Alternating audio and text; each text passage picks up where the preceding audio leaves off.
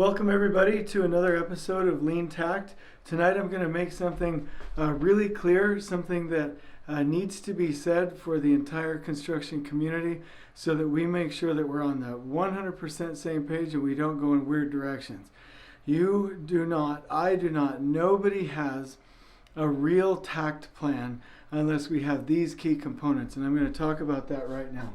So some people have started to use takt, and all they do is in their visual schedule they'll show things in color on a single page, and they'll say it's a takt plan.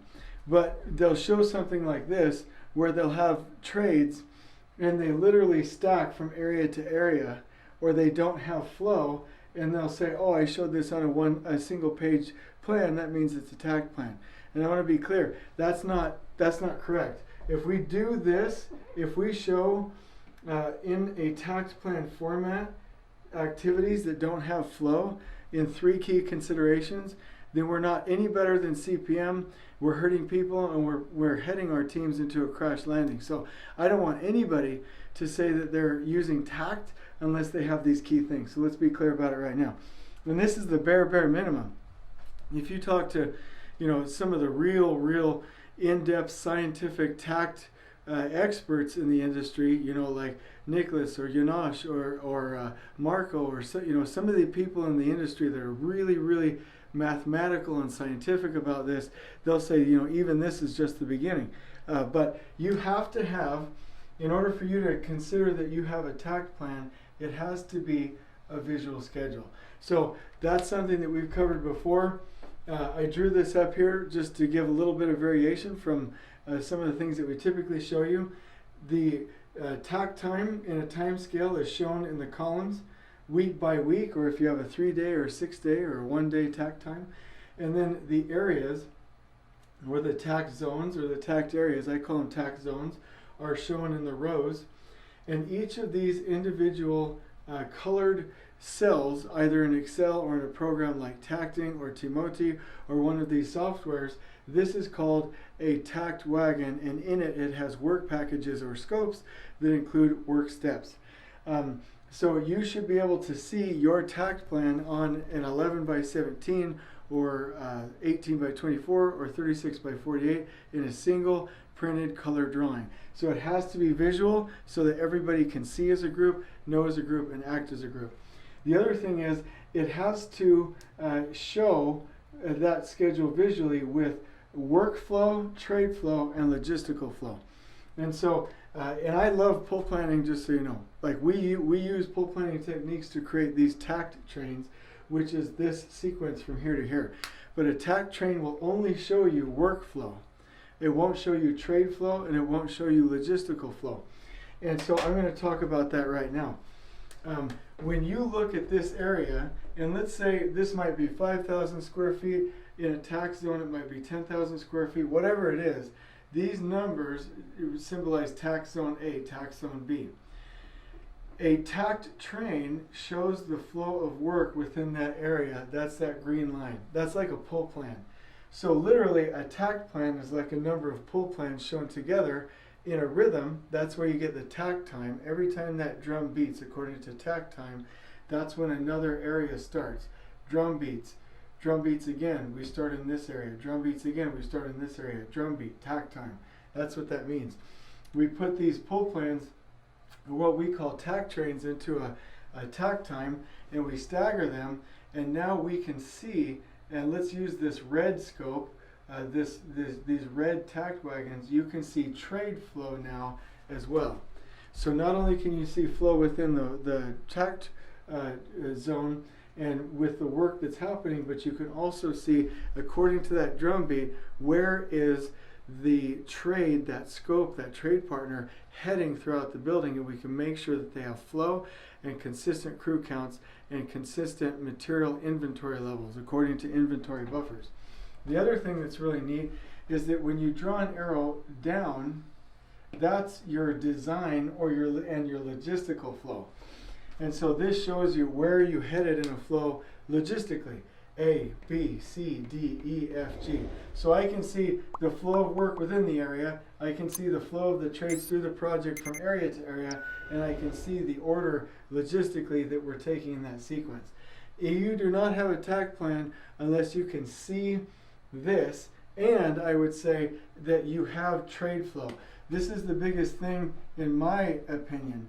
The logistical flow can vary, the work within it can adjust, but if we don't have our trades working through here in trade flow, we are going to increase material inventory levels, and we are going to not win when it comes to consistent crew counts and crew compositions. Okay, so let's go ahead. We also have to have buffers. If you create a takt plan and it doesn't have a buffer, then it's not a takt plan. That's called a crash landing. We should never design a schedule without buffers. We should never do it. It doesn't make sense. If you're an owner, you shouldn't do it. If you're a superintendent, you shouldn't do it. If you're an executive, you shouldn't do it. If you're anyone, you should never ever do that. That's why the concept, the true CPM concept of a critical path annoys me so much, because we should never have one. There should never be a sequence, the longest chain of activities in a schedule, that if one were delayed, the whole project is delayed. That's planning on 100% efficiency, and we should never do that. Same thing in construction. We're going to have variation. There are going to be things that pop up. So why do we not have buffers? And so I've just drawn this in here. If we have a 1.5% or 3% or 5% sometimes financial contingency on a project, we should have a 1.5%, 3% or 5% time contingency. We should also have material buffers. We should also have capacity buffers. And so you do not have a takt plan unless you have buffers at the right locations in order to allow the stabilization of the pace of work. That's number 4. If this takt plan doesn't stabilize the pace of work and allow you to prevent roadblocks ahead of it and finish work as you go behind it, it's not a takt plan. And if you don't have buffers, then there will be variation here.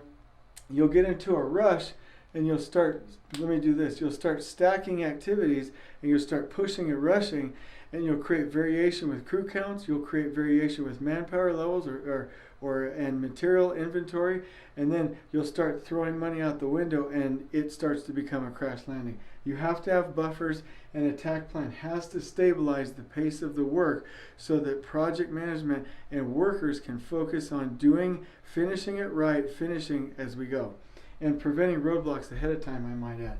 The other thing is, takt plans limit work in progress.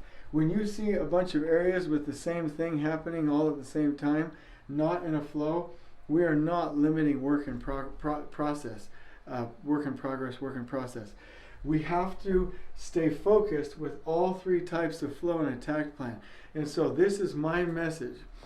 I don't want anyone ever anywhere in the world to say they're using takt planning if they don't at least have these 3 things. And if you know anything about takt planning, it's a simple system, but there's much more to it.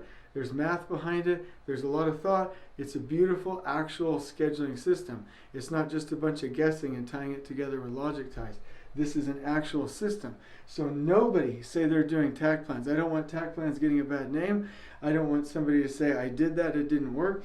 I don't want somebody showing something like it's a takt plan and not having these key things and giving takt a bad name. I want takt to scale, and I want it to scale across the world to protect workers, because when we have a visual schedule that everybody can see and prepare for and remove roadblocks ahead of, and when we have not only workflow but trade flow and logistical and design flow, and when we have buffers and we build schedules with common sense, and we stabilize this so we can actually remove roadblocks ahead of it and reduce the load and increase the capacity of the team, and we limit work in process, which will reduce almost all of the other 7 wastes. The other one is the unused genius of the team. That's when workers are respected. That's when workers run in a steady flow. That's when project teams can get home to their families. That's when we finish with remarkable quality. So this is the definition. You have to have these if you're going to say that you have a takt plan. On we go.